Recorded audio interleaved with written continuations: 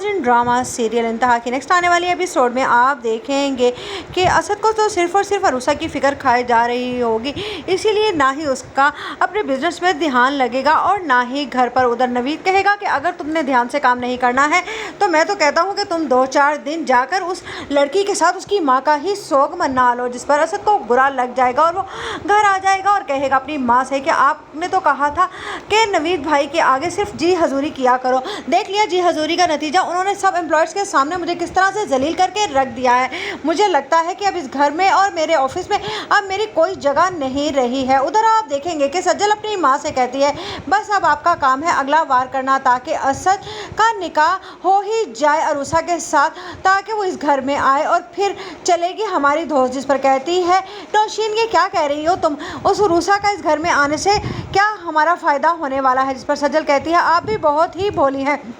आपने देखा नहीं कि नवीद और असद में किस कदर लड़ाई हुई थी उस लड़की को लेकर। अगर वो शादी करेगा उससे तो वो ये घर छोड़कर चला जाएगा, और मैं तो कहती हूँ कि बहुत अच्छा होगा कि अरूसा शादी होकर इस घर में आए और नवीद घर और कारोबार दोनों ही छोड़कर चला जाए। जिस पर कहती है नौशीन, तुम बड़ी चालाक हो। सज्जल, तुमने बिल्कुल ठीक कहा, ठीक है मैं अगला वार करती हूँ और जाकर